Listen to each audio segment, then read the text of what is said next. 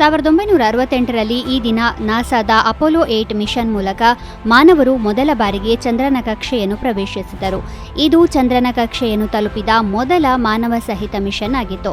NASA 1968ರ December 21ರಂದು ತನ್ನ Apollo 8 ಕಾರ್ಯಾಚರಣೆಯನ್ನು ಪ್ರಾರಂಭಿಸಿತು. ಇದು 1968ರ ಡಿಸೆಂಬರ್ 27ರಂದು ಪೂರ್ಣಗೊಂಡಿತು.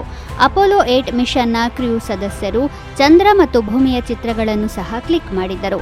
ಅದರಲ್ಲಿ ಅರ್ತ್ ರೈಸ್ ಎಂಬ ಹೆಸರಿನ ಚಿತ್ರವು ಪ್ರಪಂಚದಾದ್ಯಂತ ಸಾಕಷ್ಟು ಪ್ರಸಿದ್ಧವಾಗಿದೆ. ಈ ಚಿತ್ರವನ್ನು ಗಗನಯಾತ್ರಿ ವಿಲಿಯಂ ಆಂಡರ್ಸ್ ಕ್ಲಿಕ್ಕಿಸಿದ್ದರು. ಈ ಫೋಟೋವನ್ನು ಭೂಮಿಯ ಅತ್ಯಂತ ಅದ್ಭುತವಾದ ಛಾಯಾಚಿತ್ರಗಳಲ್ಲಿ ಒಂದೆಂದು ಪರಿಗಣಿಸಲಾಗಿದೆ. 1999ರಲ್ಲಿ ಈ ದಿನ ಭಯೋತ್ಪಾದಕರು ಇಂಡಿಯನ್ ಏರ್ಲೈನ್ಸ್ ಫ್ಲೈಟ್ IC-814 ಅನ್ನು ಹೈಜಾಕ್ ಮಾಡಿದ್ದರು. ಆ ಸಮಯದಲ್ಲಿ ಈ ವಿಮಾನವು ಕಠ್ಮಂಡುವಿನ ತ್ರಿಭುವನ್ ಅಂತಾರಾಷ್ಟ್ರೀಯ ವಿಮಾನ ನಿಲ್ದಾಣದಿಂದ ನವದೆಹಲಿಗೆ ಹೋಗುತ್ತಿತ್ತು. ಅಪಹರಣದ ವೇಳೆ ವಿಮಾನದಲ್ಲಿ 176 ಪ್ರಯಾಣಿಕರು ಹಾಗೂ ಒಟ್ಟು 15 ಸಿಬ್ಬಂದಿ ಇದ್ದರು. ಭಯೋತ್ಪಾದಕರು ಮೊದಲು ವಿಮಾನವನ್ನು ಪಾಕಿಸ್ತಾನಕ್ಕೆ ಕೊಂಡೊಯ್ದರು ಮತ್ತು ಅಂತಿಮವಾಗಿ ವಿಮಾನವನ್ನು ಕಂದಹಾರ್ ವಿಮಾನ ನಿಲ್ದಾಣದಲ್ಲಿ ಇಳಿಸಲಾಯಿತು.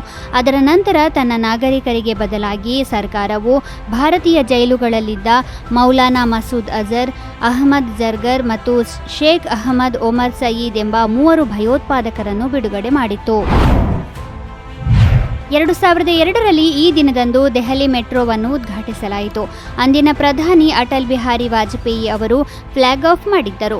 ನಂತರ ದೆಹಲಿ ಮೆಟ್ರೋದ ಮೊದಲ ರೈಲು 8.4 ಕಿಲೋಮೀಟರ್ ಉದ್ದದ ಶಾಹದ್ರಾ ತೀಸ್ ಹಜಾರಿ ಕಾರಿಡಾರ್ನಲ್ಲಿ ಓಡಿತು.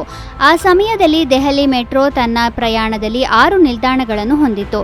ಅದರ ನಂತರ 2006ರ ನವೆಂಬರ್ 11ರಂದು ಮೊದಲ ಹಂತದ ಕೊನೆಯ ಕಾರಿಡಾರ್ ನಡುವೆ ಮೆಟ್ರೋ ರೈಲು ಕಾರ್ಯಾಚರಣೆಯನ್ನು ಪ್ರಾರಂಭಿಸಲಾಯಿತು.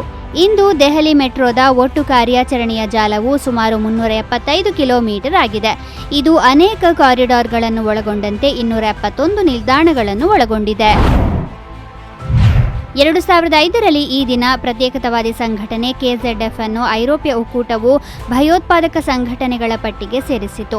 ತರುವಾಯ 25 EU ಸದಸ್ಯ ರಾಷ್ಟ್ರಗಳಲ್ಲಿ KZFನ ಆಸ್ತಿಗಳನ್ನು ಫ್ರೀಸ್ ಮಾಡಲಾಯಿತು.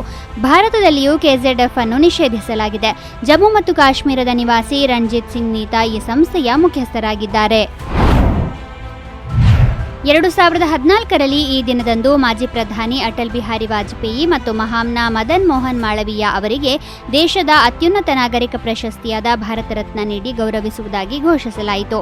ದೇಶದ ಅಭಿವೃದ್ಧಿಗೆ ಮಹತ್ವದ ಕೊಡುಗೆ ನೀಡಿದ ರಾಜಕಾರಣಿಗಳಲ್ಲಿ ಅಟಲ್ ಬಿಹಾರಿ ವಾಜಪೇಯಿ ಕೂಡ ಒಬ್ಬರು.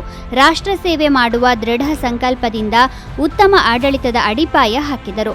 ಪೋಖ್ರಾನ್ ಪರಮಾಣು ಪರೀಕ್ಷೆ ಮತ್ತು ವಿಶ್ವಸಂಸ್ಥೆಯಲ್ಲಿ ಅವರು ಹಿಂದಿಯಲ್ಲಿ ಮಾಡಿದ ಭಾಷಣವು ಇತಿಹಾಸದ ಪುಟಗಳಲ್ಲಿ ಸುವರ್ಣಾಕ್ಷರಗಳಲ್ಲಿ ದಾಖಲಾಗಿದೆ.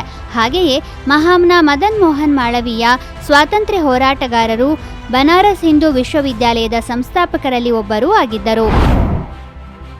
1524ರಲ್ಲಿ ಈ ದಿನ ಪೋರ್ಚುಗೀಸ್ ನಾವಿಕ ವಾಸ್ಕೋ ಡ ಗಾಮಾ ಕೇರಳದ ಕೊಚ್ಚಿಯಲ್ಲಿ ಕೊನೆಯುಸಿರೆಳೆದ. ವಾಸ್ಕೋ ಡ ಗಾಮಾ 1498ರ ಮೇ 20ರಂದು ಭಾರತದ ಕೇರಳದ ಕಲ್ಲಿಕೋಟೆ ಕರಾವಳಿಯನ್ನು ತಲುಪಿದ. ಸಮುದ್ರದ ಮೂಲಕ ಇಲ್ಲಿಗೆ ಬಂದ ಮೊದಲ ವ್ಯಕ್ತಿ ಆತ. ಭಾರತದಲ್ಲಿ ಮಸಾಲೆ ವ್ಯಾಪಾರ ಮಾಡುವುದು ಅವನ ಉದ್ದೇಶವಾಗಿತ್ತು. ವಾಸ್ಕೋ ಡ ಗಾಮಾ ಭಾರತಕ್ಕೆ ಒಟ್ಟು 3 ಬಾರಿ ಬಂದಿದ್ದ.